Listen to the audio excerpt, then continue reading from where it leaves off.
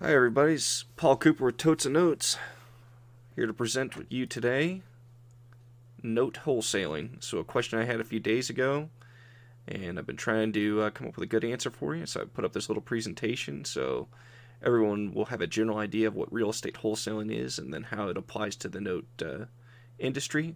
I'm going to go ahead and tell you, we don't really do it at Totes and Notes. So a lot of this is theoretical. We mainly focus on buying for our own portfolio and for our investors, and that's our business model. Not to say you can't note wholesale and that it's not necessarily a good way to make some money, but here we go. Better start with the wholesaling definition. This is a generic real estate wholesaling definition. Real estate wholesaling occurs when a party, the wholesaler, contracts with the home seller, markets the home to potential buyers, and then assigns the contract to one of them. The wholesaler makes a profit, which is the difference between the contracted price with the seller and the amount paid by the buyer. So how does this apply to notes?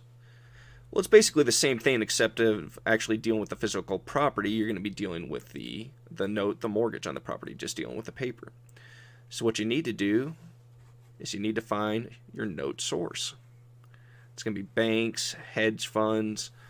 Please don't use other brokers if you're trying to wholesale. Don't be part of that daisy chain nonsense. It is so infuriating for the end user, and it's not going to end up being a good source. The more people you have to go through, the worse it's going to be. So you want to find your note source, and then you need to have them send you deals. You're going to have to scan the what they send you, the tapes. I mean, you can just, if you want to try to offer it out to people, just whatever, and not actually look at it, you can. But again, at that point, you're just kind of being a broker. You don't expect a very high success rate. You want to find the deals, do some of the legwork. That way, when you're selling it to someone, they know that they've got a good deal. They're not having to waste a bunch of time. You can bring it to them on a platter. And then, once you find a good deal, if you're going to do anything besides just being a broker, if you're actually going to wholesale it, you need to get it under contract or get an assignment on it, or you've got to legally tie it up. Otherwise, the best you're going to hope for is just a small brokerage fee, because you go presenting it to people, they'll just buy it out from under you. So you have to tie it up somehow legally. Then, you got to find your buyers. Generally, wholesalers will want to have a buyer's list to start with, because there's, especially in the note industry, they're not going to give you 3 months to close on a deal like a buyer would for a home if they're having a hard time selling it. You're going to need to close a lot faster than that. So you need to have your buyers set up and ready to go. And so there are a lot of ways to find buyers. I mean, obviously there are forums, there are note buying groups, LinkedIn, meetups, all kinds of ways to find buyers. You're going to want to vet your buyers, though. You just don't, oh, I'm brand new, I want to buy some notes. Oh, great, here are a bunch of notes. Can you close? Oh, yeah, I can close. And then it goes to close, and now you can't. You're going to want to vet them a little bit. How you're going to go about doing that can change. Usually what you want to do is you want to find out if they've closed deals and find proof of that. You start asking people for a letter of intent and proof of funds. You can do that. I absolutely hate it. I don't have much of a relationship with you. You don't even necessarily own the note or the whatever I'm trying to buy, and you want a letter of intent and money. It makes you sound like an idiot. One, I think letter of intents are just stupid waste of time anyways. You can't, I want to do this with you. My letter of intent, well, my intent is to buy a product from you or to sell a product to you. Why do you need a letter of intent? You can't enforce it generally in a court of law, so it's just a waste of time. Honestly, most of the time you're going to hear that from people that are new to the business, don't know what they're doing, and they think it sounds professional. It just sounds stupid. And then proof of funds. So I don't know you and you want me to show you proof of funds. Well, I'm not going to give you my account information. I'm certainly not going to give you any personal or business information. So now I'm basically printing off something to you that either doesn't have it or it's blacked out and redacted. So how much is that really proof of what I do? the proof is in the pudding. If someone's closed on deals, they should have a record of that. You should be able to talk to people with that, and that's how you're going to find your best buyers. Find people that are actually pulling the trigger, and and as long as they're ethical people, they should be able to just like, hey, I don't have money right now, so I can't do it. If they do close deals on a regular basis and they don't have money, they shouldn't be telling you they have money. So find people that are experienced doing what buying from other people or whatever you're selling, and make sure that they're ethical, that they don't have a bad reputation for not closing deals. And your next step is to actually sell the deal, whether it's the contract or assignment to the buyer or the actual physical property or paper. You can do it all those ways. Most people will want to do the assignment. That way you never actually take possession of the property or the mortgage, and that's generally the cheapest way. Some escrow companies, you'll do a double closing where you technically own the physical property for a very short period of time. And if you can find a company that'll help you with that, then you're good, and you won't even need the actual funding for it, because the way it'll work is you basically funded it without actually any funding for however long it takes them to close to your end buyer on the back end. Not every place will do this. That's a specialty thing. So if you're going to do it that way, you're going to need to find a special title company or escrow company that will let you do it. That's why a lot of times it's just a lot easier to sell the assignment or the contract to the buyer.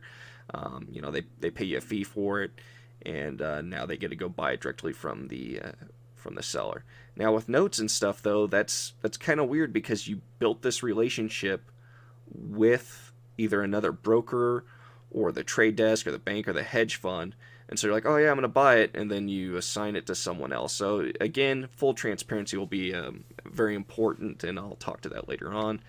And so after you do that, profit, that's your money, that's the end goal. And that's what you're supposed to be doing with wholesaling. Generally, you're going to be wholesaling because you don't have money, and this is going to be the way that you can either make some initial money to do something else, or if you just always want to do this, that's the way. That's how you're going to make it, by generally selling your assignment or the contract to the end buyer. So it's that easy, right? Not really. I mean, besides the whole, I guess the most glamorous part of real estate would probably be the fix and flip and rehab, and you see all those shows on TV, and then after that you're going to hear a lot about wholesaling, because it's like, oh, it's virtually no money down, and you don't need to have a lot of money, you just got to market and find people, and then you'll sell them that, and it's great because you make all this money. Not really. It's kind of theoretical. You may need to have cash. One of the easier ways to buy real estate and notes and would be to have the cash to actually take down the deal and then turn around and sell it to someone else. So, you buy something, you buy a note for 40% and it's plenty of meat on the bones, and you turn around and sell it for 45 or 50%. That's a pretty good way to make money, to make the larger profit margins. But again, it's kind of capped by the deal itself. And then another pitfall specifically with notes when you're wholesaling them is you're going to look, sound, and act like a joker broker. Someone you're constantly having to communicate, do this daisy chain deal. Again, we talked about the letter of intent and the proof of funds. And then, obviously the bank's going to know what you're doing unless you're the one closing with your cash and then you turn around and sell it. If you're doing assignments or double closings, they're going to know what you're doing, and they may or may not want to deal with you. So again, full transparency on that. You don't want to lie to anyone or mislead them or not tell them exactly what you're doing. And you need to establish a good relationship with your sources, and that'll help do it. Like, hey, I'm going to wholesale these notes. That's my end goal. Then that's one thing, because they don't want to have their assets tied up for long periods of time unless they know you're going to close. So it may be one of those things that you need to have some good faith money you put down and actually give them an option assignment fee. And again, you'll have to negotiate with them on what that is per asset. It may, the whole real estate myth is, you go to these sellers and you buy their house because they're struggling, and you get a really good deal on it, and you give them like $100 or less assignment fee, and that gives you like 90 days to sell it. not many people are going to do that with a house, and they're really going to do it with a note. With the home deals you're having to target such distressed sellers that you're selling that asset. You're not selling that asset for retail. You're selling it for a small percentage of that because it probably needs work. There's probably a reason those people can't sell that home. And with notes, there's probably a reason they can't sell that note if they're willing to put up with it. I mean, they're already going to sell at a decent discount, and so you've got to leave enough meat on the bones for that end user, and they're probably going to want something for their asset up front. They're probably going to, if you put down only $100 for an asset, depending on how much it is, for an assignment fee, they probably don't want to give it to you that long, especially these hedge funds. A lot of these hedge funds want to close in 7 days or less, which I had some issues with earlier. There wasn't any way that I could, when they're like, oh, we finally agreed to your price. Now you got 7 days to do the end of all your due diligence and get the money over. And it's just like, it's just not going to work for me. So, and then, when you're doing a note, you're going to have to give the final borrower time to do their due diligence, or the final buyer time to do their due diligence. So if you're doing it with a company that wants to close quickly, you can sell that assignment to them real quick. That's not a big deal. You can get that done in a few minutes. But they need time to do their due diligence. And so if you're only putting up $100 fee and they're like, oh yeah, I'll give us 7 days, that's not going to be enough. So you may have to have, several $1,000s to put down to actually get the time you need. Then we talked about the escrow companies and title companies. If you're going to do a double closing, you have to have those. A lot of places won't do that anymore. They either never did or they're not going to do it anymore after the whole housing crisis back in 07, 08, 09. So if that's your business model, that's fine. You're going to have to find some company, and then you're going to have to convince everyone to use that company. So that's just another idea. That's another hurdle. You have to build a large buyers list. If you're going to be closing quickly on a regular basis so you don't look bad and you don't get blacklisted, you need to have just a huge pool of buyers that you can just be throwing your deals at, and these need to be quality buyers. It can't just be like, oh, people that have, that are saying they're going to buy or they bought something a few years ago. These need to be people that are closing on a fairly regular basis, because it's not enough just to get the deals. You actually have to close it. If you want to be a joker broker, that's fine. Don't build a buyers list. Tell people you're gonna close, and don't tell them you're gonna sign stuff and everything else. And then when you don't close, you're gonna be in a lot of trouble. You're either gonna get blacklisted or sued or both. So yeah, you've got to have that buyers list built up too, especially if they're wanting a very quick turnaround time. You can't just like, okay, I've got something under contract now, I'm gonna go market it. Yeah, it's not gonna work, especially with wholesaling. And when you're wholesaling, your dollars earned per deal is generally fairly low. Especially for us, like let's say you're doing our business model where you're trying to wholesale non-performing first mortgages. It's a non-performing loan. People aren't going to pay you 70 or 80% of the value because it's not worth it. They'd be losing money. If you can pay 40%, a lot of the time, a lot of these notes, depending on the value, 55 or 50 is going to be tops, unless it's a super special note or in a really good state where you can close quickly or it's very valuable. 50 is probably the most you'll ever be able to sell for it, depending on what it is. You may be capped at 40 or 40 or 45, so you may need to buy it for 30 or 35. And especially when you get into this cheaper stuff, you're like, oh, it's a 10% spread. That 10% spread may not be much. You may be looking at just $500 to $1,000 or significantly less per deal, maybe $250 per deal. Because you got to leave meat on the bones for the end buyer. So you've got to figure it out. Then, is it worth your time to only make $250 or $500 per asset you sell with all the runaround you've got to do? It may not be worth it. And then right after that is you need a constant deal flow. You don't have really a business at that point unless you're training other people to help you do it. You've got a job. You need constant deal flow to come in. You have no residual cash flow coming in. You are making all your money by sales. You've bought yourself a sales job. At that point, you may make more money going out and be a realtor. It just depends. You're going to have to be churning and burning just constantly if you're going to make money. Now, if you just want a small little part-time job to make a little money here and there, then yeah, maybe that's not a bad deal. Or if you just need to do this for a few months or maybe first year to make some extra money to get your main business going, that's fine. But long term, I don't think it's very sustainable. You hear about all these wholesalers that get burnt out.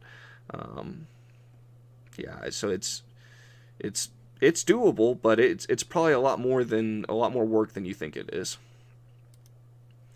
So then you got to ask yourself, should I do it? Well, totes and notes, we don't. We buy exclusively for our portfolio and for us and our JV investors. That's it. We may in the future, if we come across something that I know someone else would be interested in, like we're not going to buy anything in the Northeast. So New York, New Jersey, we're not going to do that. Now, if I come across a list of stuff like that, I know a few people that are buying there, then I'll throw it towards them. Maybe we wholesale it to them. Most of the times, though, I can't even see myself putting it under contract, just because I would give them the handshake. I would introduce them to the person that's selling it, and they'd make their handshake and they do their business. And usually, if you're working with other professional investors, whether they're small time or big time, they're going to help you out, whether that's throwing you deals your way that you're interested in, or maybe they give you a couple $100 here and there, a nice birthday gift or something. Again, I'm not doing it enough to make it a business model. So if I was constantly, throwing, dozens of deals to certain people, then maybe I'd be asking them for a little money from my time. But if it's a specialty stuff or something I'm not even remotely interested in, I'm probably just going to introduce them, have them do the handshake, and they can do their own thing. Then you got to remember here, you need to focus on your business. Don't try to be all things to all people. We've got our specific focus, non-performing first position mortgages. We do almost all of our deals, our JV agreements, and so we're splitting the profits usually. Just depends on what we need to do. Chasing all the red balls, chasing the squirrels, running around like a chicken with your head cut off. You need to focus on what your business and your business model are going to be. You don't want to be wholesaling one day, doing REOs the next day, doing seconds the day after that, first the day after that, performing, non-performing. I'm not saying you can't do multiple aspects of real estate or notes with your business, but I cap it at 2. I mean, especially if you're starting out and you don't have a lot of experience. If you've got a lot of experience, you got people with you, and you've got your stuff automated and stuff's rolling, and you want to try a different segment, then by all means do that. But generally, if you're wholesaling, you're starting out and you're trying to make that initial nut for whatever you want to do. And then note industry, especially full transparency. You've heard me say that a bunch of times. Let the sellers, the people you're buying from, know what you're doing. Let them know that you are trying to wholesale it. Don't tell them that you're gonna buy it and then try to joke or broker that crap. You will get blacklisted in a heartbeat. No one has time for that. So let them know. It's just like if I do a deal and I was gonna wholesale it, I would absolutely tell my source, hey, these 10 notes here, we're going to bid on 8 of those, we're going to buy personally, and then 2 of these notes, this one in Connecticut and this one in, Boston, we're going to wholesale it to someone that we know, and they're going to pay us. So, on the front end, you're going to get paid from us, and we're going to wholesale it to them. So these 8 we're buying for us, that's our portfolio, that's our bread and butter, and these other 2 we're going to end up selling to someone else. And I can't imagine you ever get any blowback from that. I mean, if you do, then okay, fine, you find a different source. There are more of them. But you want that full transparency. That will save you. They come back later like, hey, I didn't know you were going to sell. Yeah, you do know I was going to sell it. We had these phone calls, here are emails. I told you I was going to sell it. And I'm sorry if you're upset, but I don't know what else you want me to do. So that'll keep you out of trouble, and that'll help save your relationships. And then you need to build systems for long-term growth. That's for everything. And then wholesaling's a grind. If you look at people that did it for single-family homes, just sending out a bajillion postcards, yellow letters. You got to have a marketing system online to constantly be getting sources. And then with notes, you're going to want to do some due diligence. If you're just If you're just going to be throwing out lists that you're getting, then that's you're kind of being a broker at that point. Just really, you're being a joker broker. You're just another person that they have to go through to buy it from the bank. And you can do that, but you want to be, if you really want to make a good name for yourself and make money on a consistent basis, you probably want to do a little bit of the due diligence. That way you're bringing a good deal to someone. And that way you know how much spread there is and what you can expect to make on it. Because if you're just waiting for some dumb investor to come in and overbid on it and like, oh, I'll give you 70%, and when you could buy it for 40 and hope you're going to get 30% spread, that's not going to happen often. And especially isn't going to happen often with that person because they're going to run out of money real quick. So if you're bringing them deals, then you'll be able to know what your flat fee or percentage is, and it'll help you target certain deals. So you definitely need a system if you're going to wholesale. Otherwise, you're just going to be busy with a job. That's all I have on wholesaling today. If you have any other questions, comments, or concerns about this topic or other topics, please contact me. My email is paul@totesandnotes.com. This is my personal cell phone number here, 913-972-7251. You can feel free to call or text me, and I'll get back to you as soon as I can if I don't pick up. And let me know if you've got any topics, guys. I'm doing this 100 days of 100 videos, so we'll be covering a lot of stuff, and I'm not going to turn down any ideas. I hope this was helpful. If you're interested in wholesaling, notes or real estate otherwise, I hope it gives you a general idea of what it is and what you need to be doing. Again, I'm not an expert in it. I don't do this. We don't focus on that here at Totes and Notes. But hopefully that gets the gears rolling if that's what you want to do. I appreciate your time, and you all have a good day and nice evening. Take care.